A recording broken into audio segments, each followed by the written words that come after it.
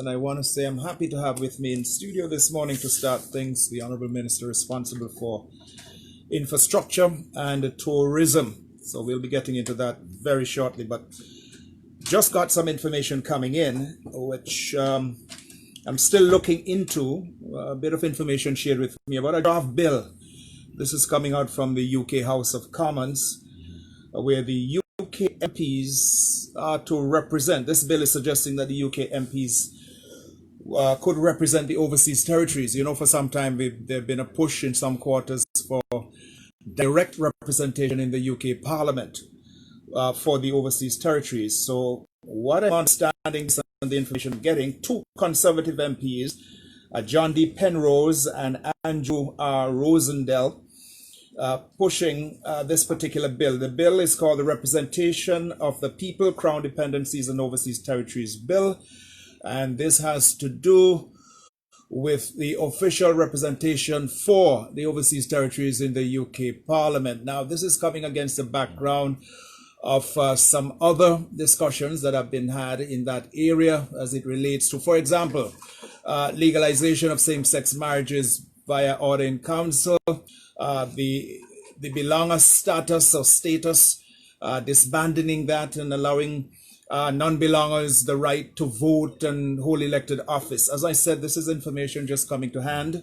I am still checking into this, but what it is the UK MPs bill, which is going, as I understand it, before the UK Prime Minister Boris Johnson, called the Representation of the People, Crown Dependencies and Overseas Territories Bill. And it's been trumpeted, it's been put forward by two Conservative MPs, John Penrose and Andrew Rosendale. And I'm sure we'll be hearing a lot more about that in the days and weeks ahead. But that is most interesting. Anyway, Honorable Minister, it's good to have you, and let's get straight into it.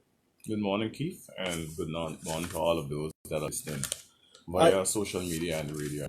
I know there's quite a bit on the plate as it relates to some proposed projects. That's one, the Blowing Point ferry development, the Anglec situation, lands being passed back in Blowing Point. Let's start with the airport and the situation as we know it. The proposal that has been put forward by a company, Treadco, and also another proposal, or as I understand it, been put forward by the Canadian corporation, a company for the development of the airport project. But let's start first. Let me break it down. Let's start with the resurfacing of the airport. And I know this is mandatory as set out by ASI. What is the very latest you can tell us on that? Let's start there. Well, as you know, Keith, I have been granted the opportunity and privilege to be the Minister of not only tourism but infrastructure within encapsulates air and seaports. And as you know, as you rightfully said, there's an urgent requirement to resurface the Clayton J. Lloyd International Airport.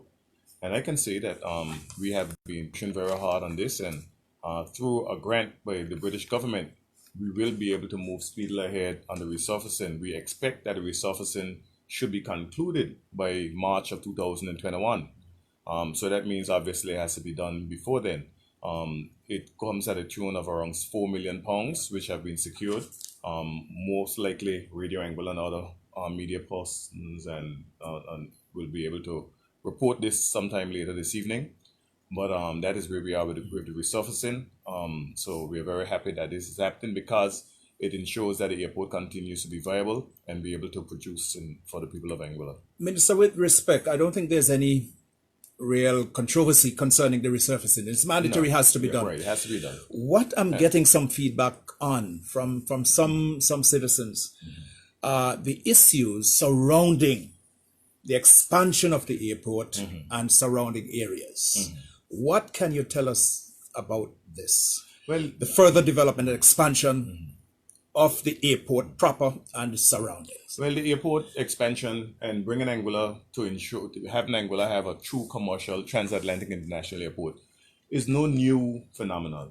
This is something that we have been talking about since the 1970s. As you know, the father of the nation, the Honorable James Brown Webster, had a vision of having the airport either developed on Scrub Island or over in Birmingham. And to that end, he started the exchange of lands from the valley area into Birmingham to facilitate the development of the airport.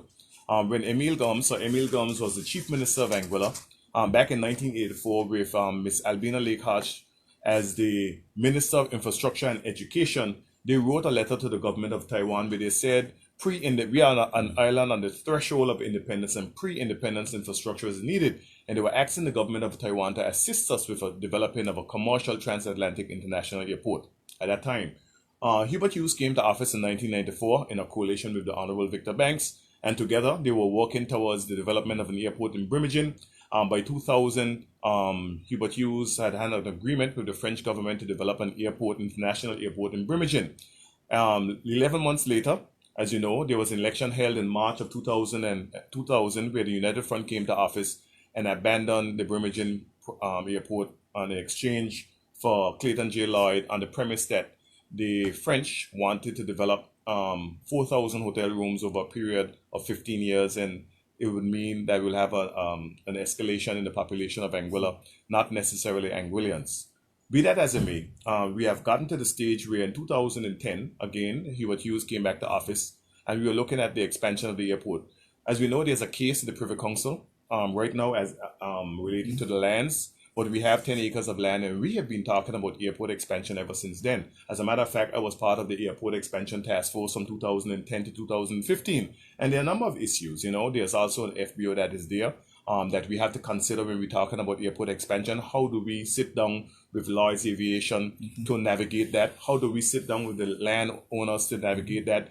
Also, there's a significant amount of engineering, designing, financing that has to come into play. So when I hear persons say, well, we have this company called Treadco who is ready to develop the airport in December of this year, I'm saying, hold your horses a bit, because there's so much work that needs to be done before that can be realized. Now, so what's involved in the Treadco? Since you've gone there, I wasn't going to go there just yet, but since you've gone there, mm-hmm. What is the issue surrounding this Treadco? I don't know who airport. I don't know who Treadco is and who are the players in Treadco. I do not know who Treadco How did Treadco come about? I believe, based on my understanding, the Honorable Premier put together economic advisory committee, and the economic advisory committee came forward some months ago with a number of economic opportunities for Anguilla, air and seaport development, cruise ship development, and the like. Those initiatives are looked at, and the government of the day decided that we have other opportunities as it relates to airport development, seaport development, and the Valley Main Road, right? And so the other projects as it relates to cruise ship development, we can look at. The other development as it relates to bank recapitalization, we can look at. So why not look at Treadco if Treadco is one of the players inside? Well, I will be absolutely honest with you, Keith. I have never had an email, correspondence, telephone, WhatsApp, or any type of correspondence with any company called Treadco. As a matter of fact, but are you aware of the government having the first time government have had any sort of engagement within a company called Treadco as a government, I believe was sometime last week, and just about a week and a half or 2 weeks ago, Treadco, a company called Treadco, sent a letter to the Anguilla Air and Seaports Authority, right? So that is what it is. But I want to say this. So you have absolutely no knowledge about this company? I don't know anything no about background information. No background information. I've done my own research, and I looked up on the internet looking for Treadco, and all I could find was a company called Trinidad Construction Limited, a Treadco company. And there's not a lot of information or record or what have you related to Treadco. So that is what it is. But that aside, let us set that aside for a minute. And what we need to understand is that Treadco or any other company coming to the government of Anguilla is fine. But the government of Anguilla have had an entrustment with the British government that allows us to enter into discussions to develop a memorandum and a business case for the development of a transatlantic commercial airport at Clayton J. Lloyd International. How long ago was that entrustment in place? The entrustment was in place since 2018. The former board of the Air and Seaports Authority and the former government abandoned that, and they went in another direction. They have not been able to overcome those hurdles, because at the end of the day, the contingent liability lies in the British government. And this is something that we cannot get away from unless we are an independent state. We are not an independent state. So what we have to do as a country, and there's nobody who spoke about independence more than me, but what you have to do as a country, as a non-self-governing territory, is see how you can work with your partners. And in this instance, one of your partners is the British government. Work with the British government to realize the goals that you have as a country, right? Reducing the contingent liability not only to the people of Anguilla, but also to the British government. And one of the things that we have to understand too is that the reality is that at the end of the day, we have to be very cautious in how we move forward. So set TREDCO aside, right? Yeah. Let us talk about Canadian, right? Yeah, the Canadian Commercial Corporation, which is a subsidiary of the government of Canada. The British government is very... So I'm asking, Minister, do you have a proposal in front of you from the CCC, the Triple C? We have no... Do you have something in hand? We have no proposal. We have a memorandum of understanding that will be coming from CCC today. By the close of business today, we'll have a memorandum. But we have already engaged in discussions as it relates to the development of the airport in Wallblake. Now, the CCC, the CCC already have a track record in the British Overseas Territories. They're the ones who developed the airport in Bermuda, for example, most recently. They have a track record. They're trusted. They're a trusted partner, and we have an exclusive arrangement with CCC. Exclusive. Where, if it works out, it works out. Then we look at something else. But for over 40 years, we've been talking about airport development, and we are this close. We are not going to sidetrack it at this point in time. So has there been a full diligence done? I know the Triple C is a crown-to-crown agency, is part of the Canadian government. They've been around since 1946. But are you aware of some issues that they may have had? Yes, with some of those very projects that you named? For example, the St. Kitts Cruise Pier. Yes. And some overruns there. The Bermuda Airport project, the Guyana project, I understand there were some issues. Are you aware of all of that? Very aware. Okay. And one of the things that we must understand in every memorandum of understanding, whether it's a government to government, or whether it's government to private sector, or government to government, or even private sector to private sector, there's always an arbitration clause. Where if the two entities do not agree, you can go to arbitration. There's cost overruns. And Keith, mind you, there have never been a single project in Anguilla that has not had cost overruns.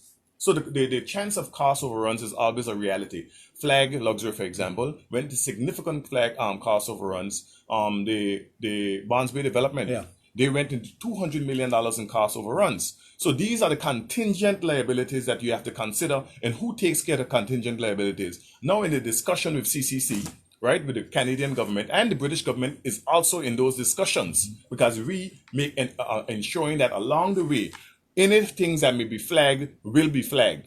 Because at the end of the day, if the government of Anguilla, the people of Anguilla cannot pay, who pays? The taxpayers of England. But so everybody... CCC, as I understand, is a go-between. It's not. They're not putting up any money. No, they're not putting up any money. But the business case is going to be developed by CCC, right? Any idea of the fees that would have to be paid to CCC? No, for example? we do not have to pay the fees. The company who takes up that responsibility. But if we want to buy out the business case and buy out the studies and so forth, we can do so, and then we can engage into another company. Let's say, for example, we say we want to buy out the business case, and we want to engage with TREDCO, our Keystone Graves company, airport development company. We can do that. We can pay for that. But if once they bring that developer to the table, then those costs are absorbed. What does this mean for the Anguillan taxpayer? Now, at the end of the day, it comes to that. At the end of the day, one of the things that we have to understand is that nothing is given for free, Keith. Whether it's TREDCO, whether it's Keystone Graves Development Company, whether it's CCC, nothing is given for free. And the reality is that the airport will have to be paid for. So how do you pay for the airport? There's a number of novel ways that you can pay for the airport. You can enter into public-private partnership. The framework for fiscal responsibility and development gives us the guidelines as which we can go into public-private partnership. So you can enter into concession. You can leverage all of your ports to do that if you so desire. So however that looks like, when that business case is developed, then you take that business case to the public, take it to the people of Anguilla in a consultative action and say, hey, these are the options, and let's hear from you. But before we have something to take to the public, right, The only thing that we can do is report it as it relates to where we are. So some people are saying, look, you have the CCC, you have the entrustment and all that, but you have Treadco. I'm bringing Treadco No, we back don't in. have Treadco. Well, I mean, Treadco, as I understand it, as an interest, has expressed an interest. So why not? And Treadco, from what I've seen, some of the data that I'm seeing is they're coming up with their financing, they're designing, building, operate, transfer. Over what concessionary time period? I'm hearing some like 30 years. I don't know, but that is the sort of information that I hear coming through. I don't have no, that what I'm saying, Minister, that some people are saying, look, well, why not have a discussion, put everything on the table and look at the pros and cons from all sides. That's a good question. But if you are a developer interested in having development in Anguilla, wouldn't you reach out to the government and say, hey, let us sit down and have a discussion? Would you use the media and so forth to pressure government and so forth into Turkana?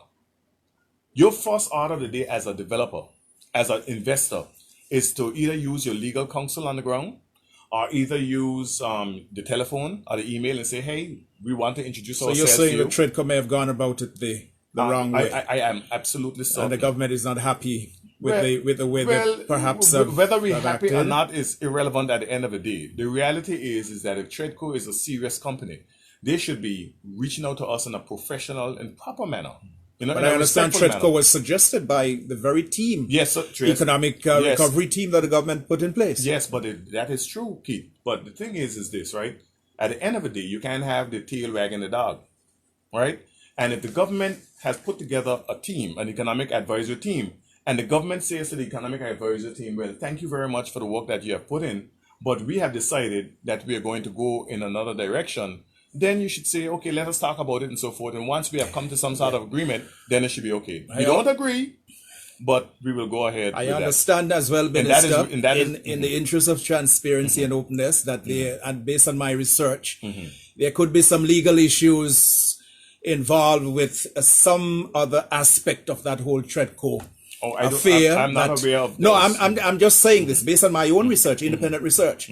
There's some contractual and even some legal issues that could be that the public, the Anguillan public, is not quite hearing the full story.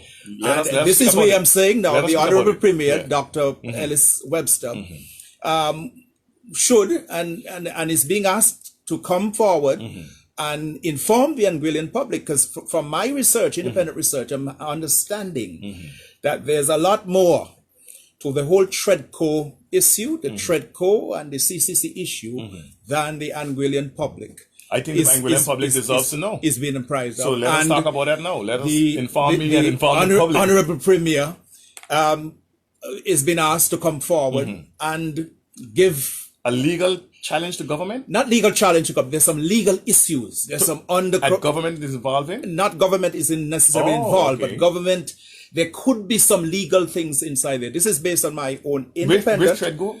It could be not necessarily Treadco, but an adjunct of Treadco, some grouping associated.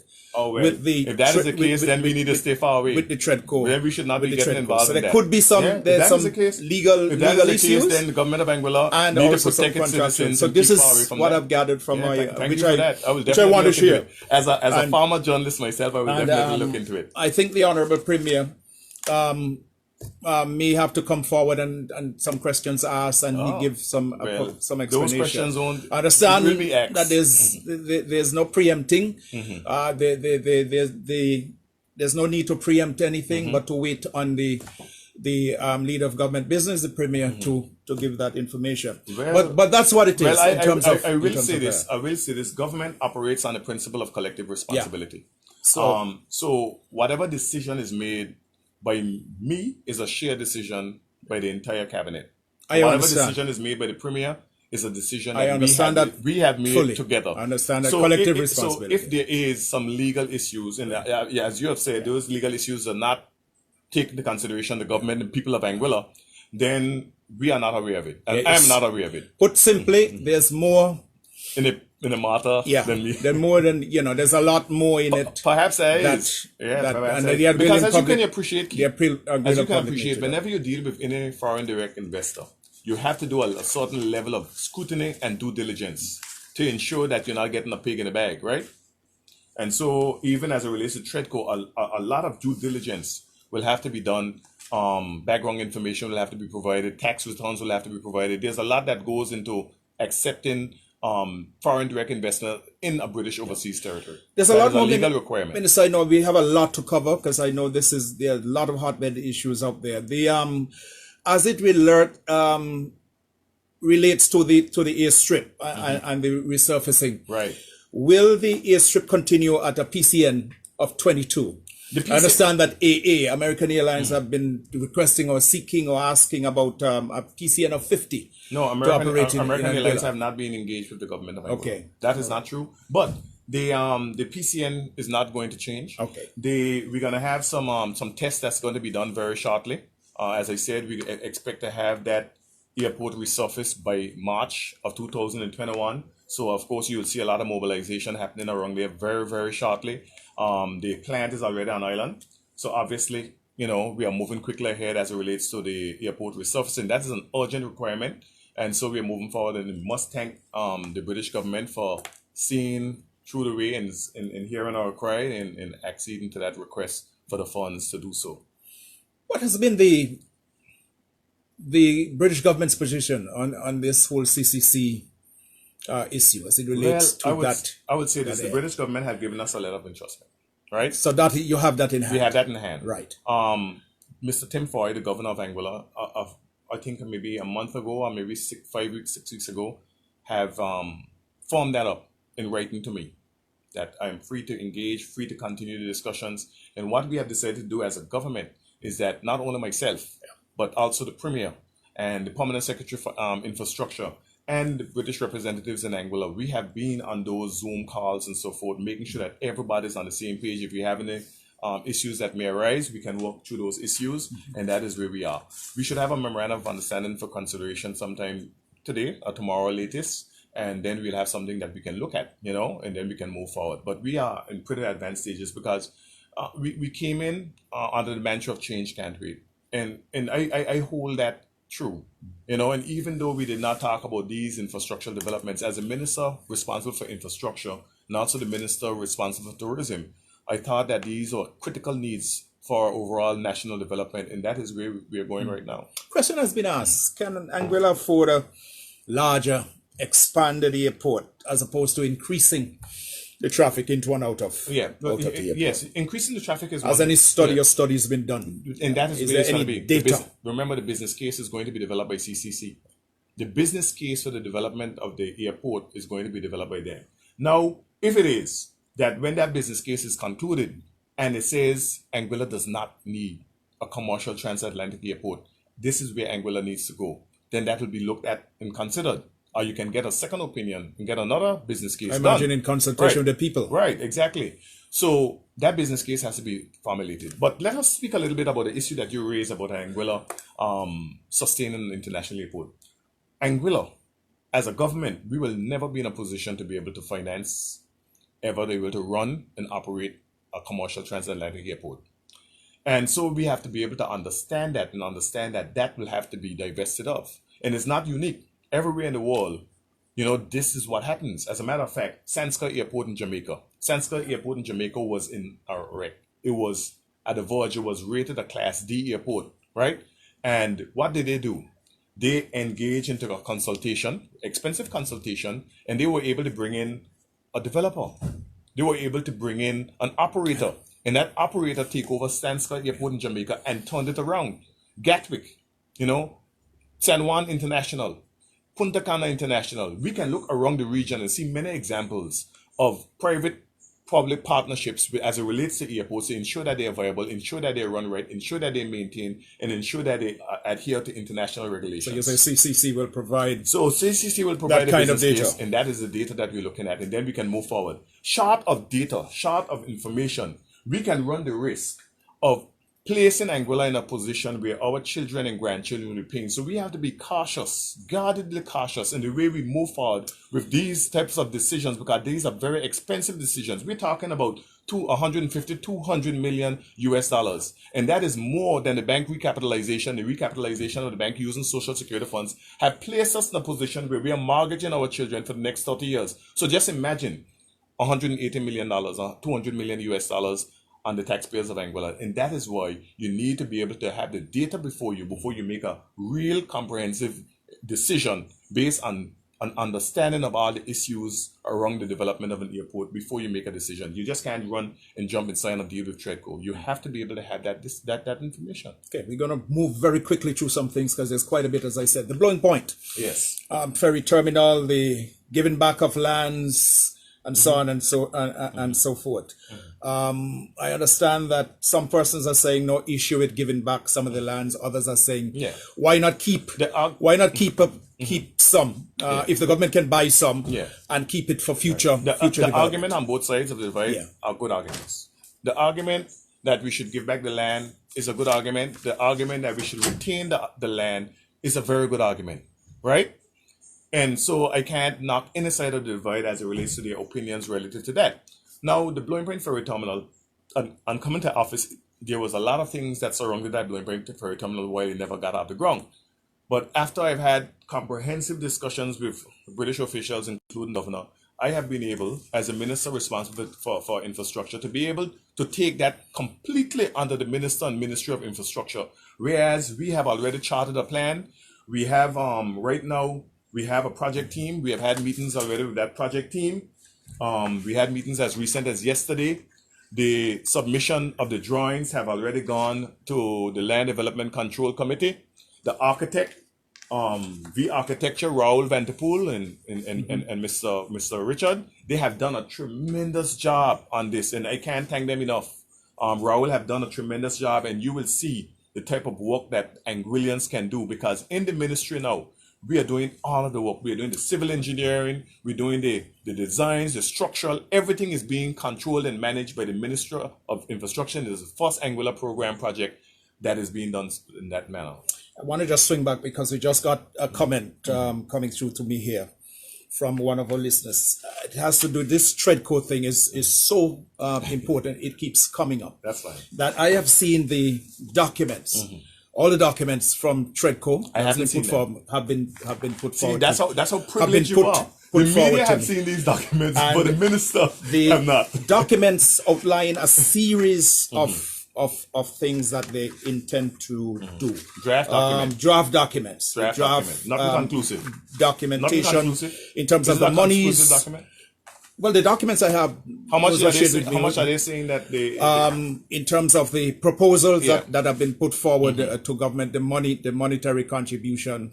How much? For example, the layout for the assisting with the road, with the Valley Main Road. That is assisting with the hospital. $500,000 to social development fund and so on. So I've seen the documentation that has been put forward, as I understand it, that has been laid out by TREDCO, their business case and how it was developed and so on. All of that documentation I have seen.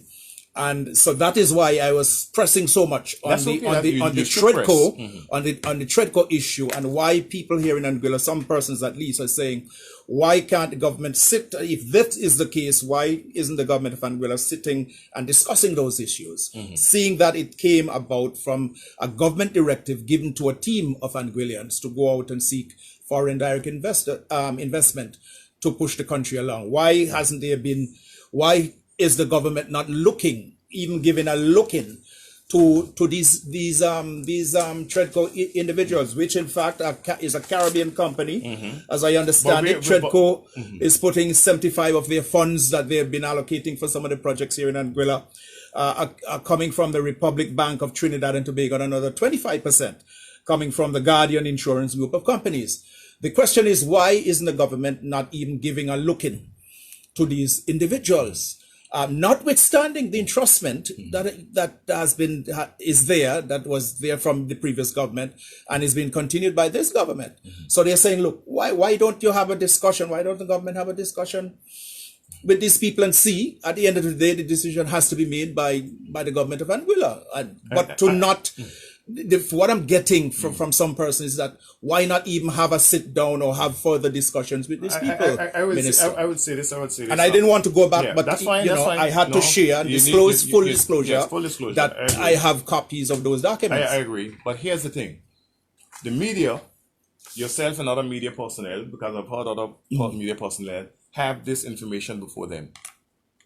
I am a member of the executive. And you're council. saying you don't have this information. I am also the Minister of Tourism and Infrastructure, and I am not on my high horse as some people may say. But this is the title that have been bestowed upon me, and the responsibility to the people of Anguilla. I, as a minister, have not been furnished with these documents. You haven't seen anything at all. I have not seen any of these documents ever in my life. Ever in my life. And maybe right now it's the first time I've seen it on the front page. I'm seeing draft. That's the first thing I'm seeing straight across the draft. So I've never seen them until now. So that aside, and that's full disclosure. This had never, Treadco have never once called the Haydn Hughes, email Haydn Hughes. And while it is, some people may say, but why do they need to call Haydn Hughes or email Haydn Hughes?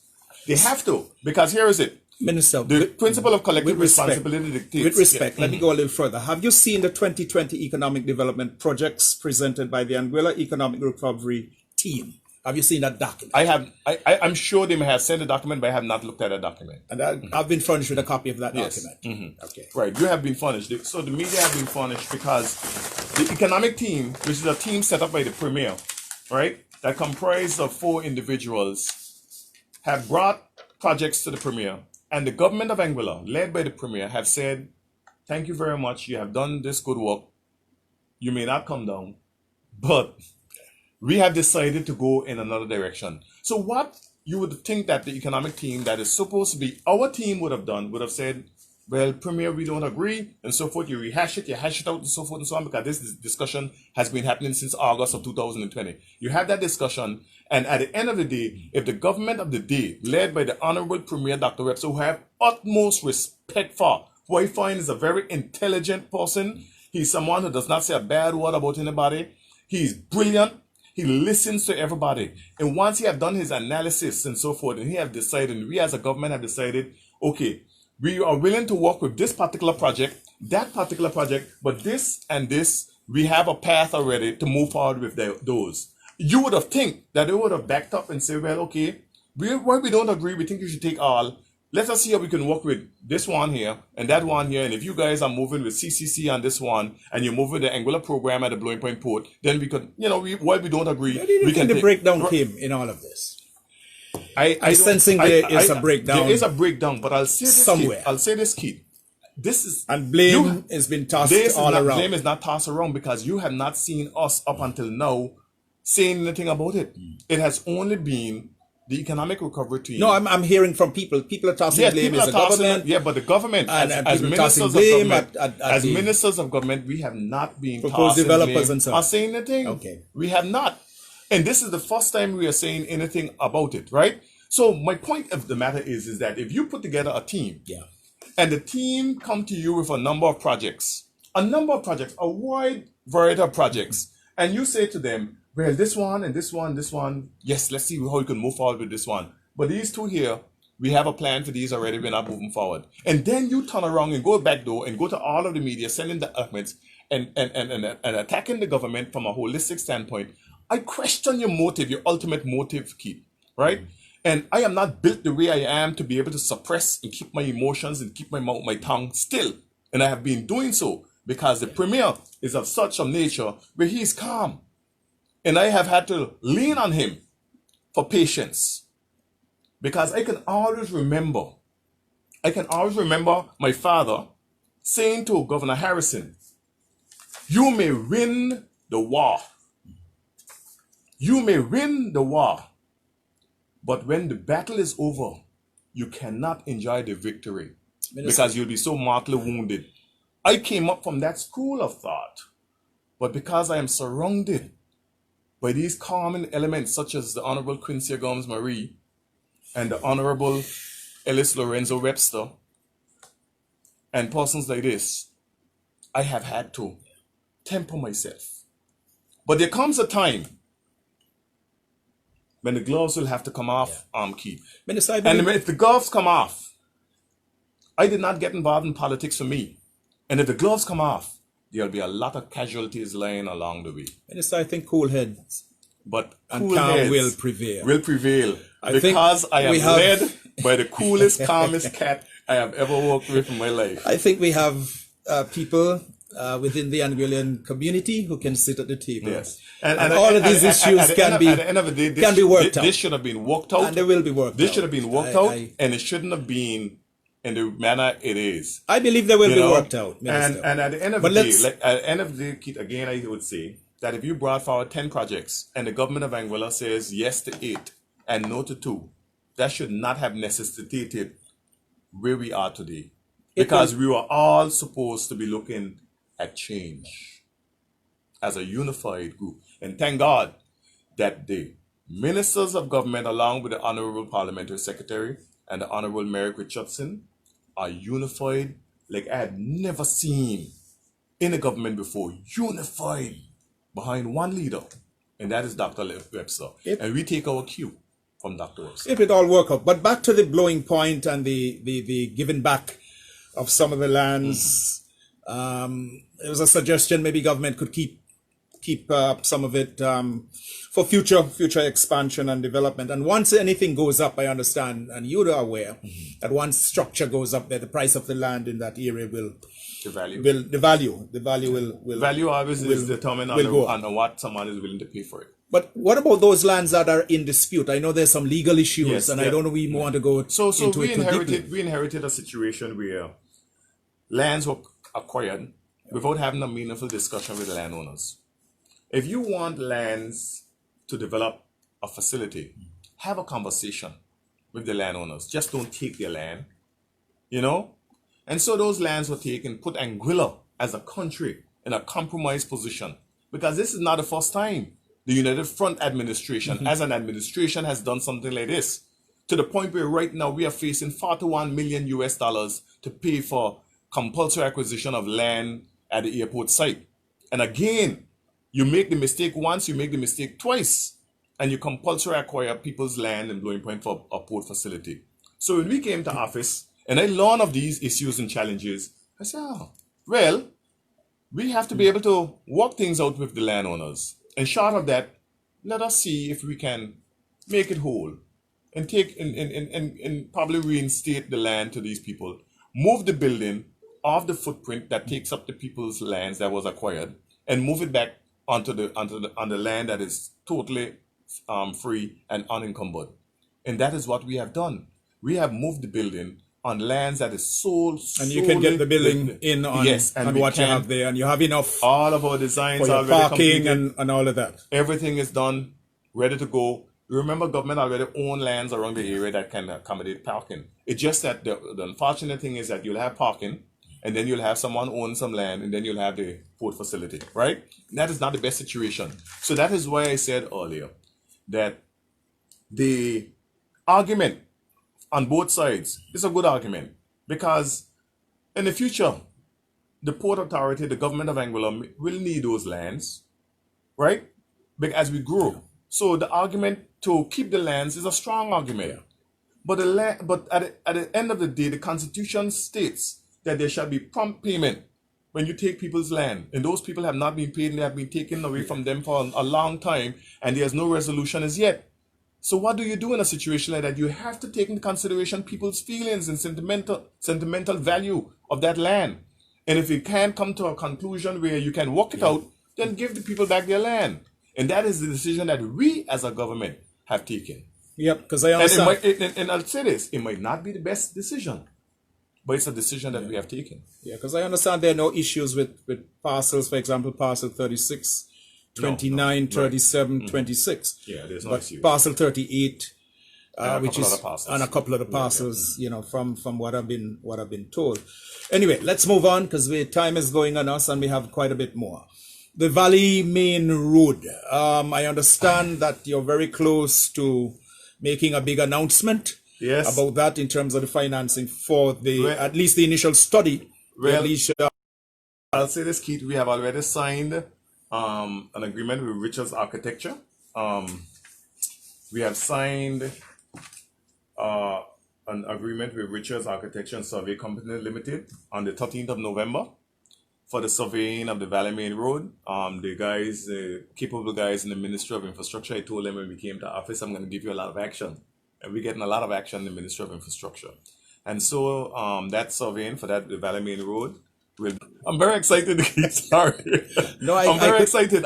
Because we've been talking about this road for from the time I was a kid, right? And on day one, I met with the road engineers and I said we're gonna get this road done, and they said, "But Minister, we don't have any money. We don't have anything." So I asked the question, "How do you eat an elephant?" And the chief engineer asked, "Well, how do you eat an elephant?" I said, "One bite at a time." So let us do it one bite at a time. Also, the road adjacent to the Anguilla Tourist Board, we're going to be going forward and paving that road as well. I would believe that should start in the first quarter of 2021. So I'm very excited about that as well. Key to see that we are working and we are getting things done.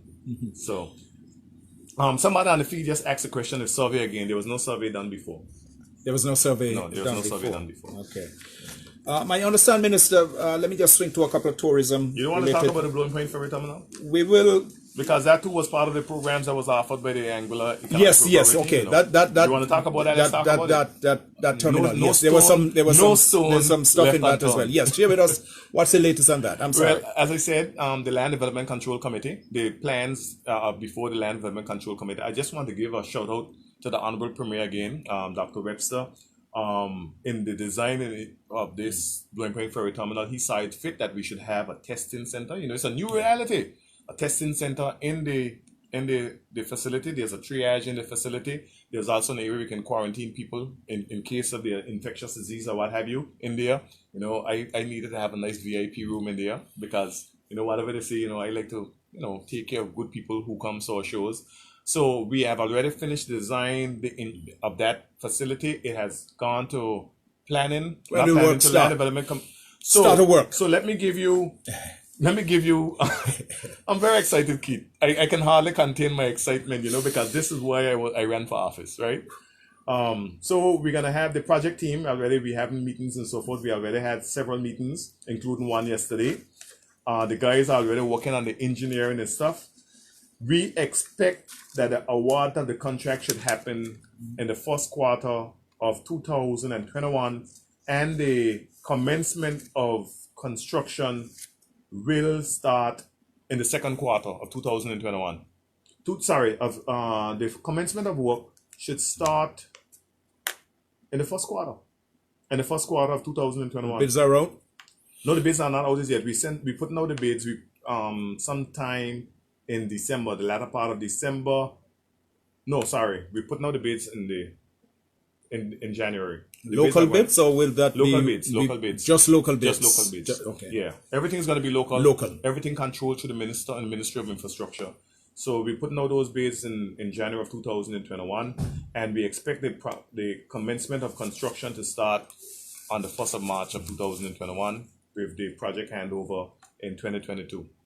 Okay. So we're very excited about that. As you can imagine, it's been a long time coming. And, you know, we're very excited about the things that are happening around the ministry. Minister, I don't know if you're aware, I'm hearing some little tricklings coming through from some workers at Four Seasons. You hearing tricklings, I'm hearing loud screams. Well, I'm hearing little tricklings. You're a little closer to it than I am.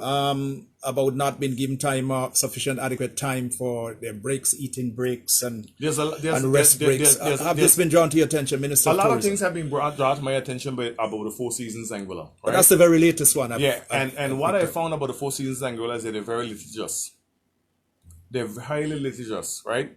And so I reserve my comments about the Four Seasons Anguilla. But if I was not the Minister of Tourism, I will have my say about the Four Seasons Anguilla. These are Anguillan workers. Yes. And they're saying this. I'm getting this from a very credible source. I will reserve my public comments about the Four Seasons Anguilla. But I will say that, you know, other hotels are... Even to commiserate with those workers and their conditions, even that, you're not prepared to go on the record. I am not prepared to speak about the Four Seasons Anguilla, because my father has always said, if you don't have anything good to say, don't say anything at all. Okay. Now, the new buyer for Cuisinart, what's the latest on that? Has that been settled? Moving along very well. We have a memorandum before us for discussion. We have already started looking through the memorandum.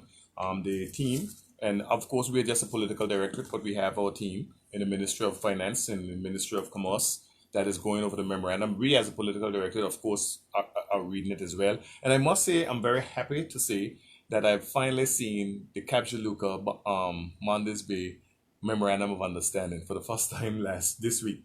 So, but we are now looking at the memorandum that has been presented by the prospective new owners for the Cuisinart Resort and Spa, Cuisinart Golf Resort and Spa, and the Reef Hotel. And we're very excited about that as well. I think that it is important that I have a new direction for the Cuisinart. The owner is no longer with us, and this is going to be a great transaction for the people of Anguilla. The dock in St. Martin, when Martin. will someone, we have a permanent We will have a permanent person at the dock in St. Martin. And what exists now? In February of 21, sorry. In February of 2021, we'll have someone permanent. We'll take that out to tender. We'll have it exclusive to Anguillians. Because we want to have the Anguillian touch from St. Martin all the way through Anguilla. As you know, the person who brought the Anguilla St. Martin dock and received severe criticism back in 2010-11 was yours truly when I was the Parliamentary Secretary responsible for tourism. I got a lot of blows for that, and here we are still with this Anguilla St. Martin dock, was an integral part of our tourism product. So by February of 2021, we should have a permanent manager for that dock. Right now, we have a voluntary system where, we have the Anguilla Tourist Board basically managing the dock remotely. Any monies involved with that? The person doing the work? No. Is there any finances involved? No finances. Strictly pro bono? Strictly pro bono. Okay. Strictly pro bono. Because it's in everybody's best interest. It's in everybody's best interest. Of course, there are bills that we have to pay. We have to pay the internet provider, Telem. We have to pay the utility company, GB. We have to pay the cleaners and what have you. So those things, of course, you have to do. And but immigration is going to be stationed there in the Anguilla St. Martin. So this is an informal sort of arrangement, nothing formal. Nothing formal, because it's just pro bono, because we expect to take that to tender. Once we take that to tender, we'll select. Well, not me, but they will select somebody. I like to keep away from the selection process and those things, because at the end of the day, there should be some things that guide us and keep our hands off these type of things, so we don't be accused of interfering in those things. Anglec, renewable energy. I noticed as well, Minister, that a site with not too far from us, they've been cleared. I understand that's the headquarters, proposed headquarters. Proposed headquarters. I know it's been cleared up. Anglec is going to be, as you know, water and electricity also fall under my remit. And as I reported to you some time ago, it is my intention to consolidate water and electricity as one public utility. So there'll be one public utility. We don't know exactly when that is going to be done, but I can report to you that I put together a committee comprised of the chairman of the Anguilla Water Authority and the CEO of the Anguilla Water Authority, the chairman of the Anguilla Electricity Company, the CEO of the Anguilla Electricity Company, also the principal assistant secretary in the Ministry of Finance and the permanent secretary in the Ministry of Finance. We have put together a committee to work towards the options, whether it's going to be an acquisition, whether it's going to be a merger, to ensure that at the end result is that we have one public utility, water and electricity, and then we are looking to redo that infrastructure across the island. And when you're taking the water across the island, you're taking the electricity across the island, and you're taking everything on the ground at the same time. So we have already agreed to that. We have an agreement, not only here in Anguilla, but the British government have agreed with our position as it relates to that. So I'm very happy to announce that as well. As it relates to renewable energy, we're looking at a variety of options. Waste to energy. We are looking at cleaning up the Corridor landfill. We have to clean up the Corridor landfill. So we have to find a way to clean that up, because there are residents around there who are being severely impacted by the Corridor landfill, and just a drive. I understand may even want to mount some legal challenges in the court. So, that is the case, but I can tell you without a shadow of a doubt that the Corridor landfill is a top priority for this administration. So we're looking at the possibility of waste to energy. We are fielding proposals at this moment. We're looking at renewable energy from a holistic standpoint, not only for the delivery of electricity from the power provider, but also a holistic standpoint. For example, when Kendall want to retrofit his home in some sort of renewable, whether it be wind, solar, or otherwise. Anything on water? Any update on the water? Well, we are going to give the water. I'm taking paper to the Executive Council to grant the farmers of Anguilla preferred rate. because we want to generate farming. The Minister of Agriculture, the Honorable Kyle Hodge, he commenced a meeting some time ago where he brought together myself, who's the minister responsible for water, the water authority officials and so forth, to work with the farmers, along with the Farmers Association, to come up with a rate that is something that they can use to develop farming. And I know he's working on a comprehensive policy relating to farming. And there's so much work that is being done. The Honorable Deanne Kentish Rogers has already passed through Executive Council of People on a policy document on the decriminalization of marijuana, Keith. We're moving. There's a lot of things that are happening that the people of Anguilla can celebrate in 5 months in this administration. There's so much. The Minister of Edict, the Honorable Kyle Hodge, he is in advanced stages with the manufacturing policy, the new Business Act, and all of these things. So there's so much that is going on. I mean, some people say, but how you guys are doing these things so fast? Because before we came to office, we already had a number of policy stuff already formulated, just in case, by some miracle we were elected. And so the people of Anguilla elected us to make decisions. So yes, you may be a supporter, you may bring something forward, but not because you bring something forward means that we will take it on. But if it's something that is good and something that we accept, we'll move forward. But when we say, we are going in another direction, you should understand that too, Keith, And this is what really keeping us up at night. And I'll say this without any reservation. Your experiences in life shape who you are. Your upbringing in life shape who you are. And I grew up in the house of Hubert Benjamin Hughes. So I cannot run away from that.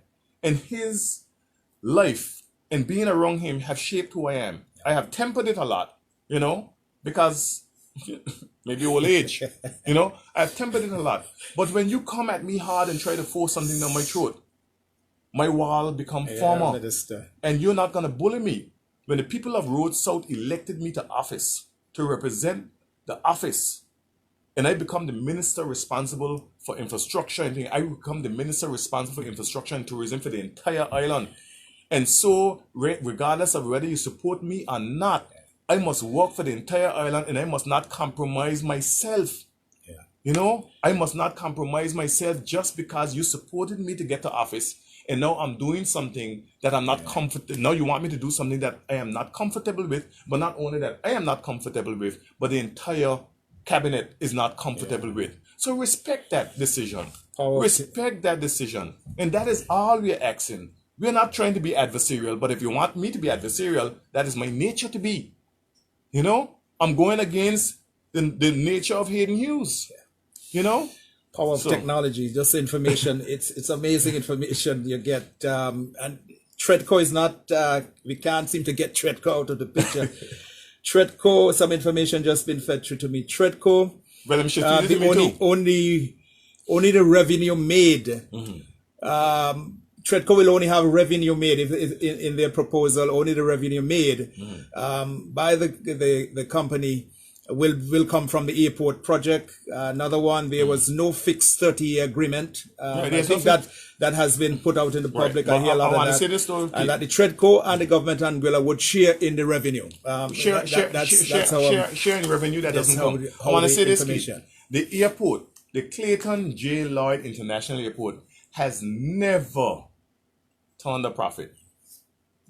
Not once in its life. Has never been profitable.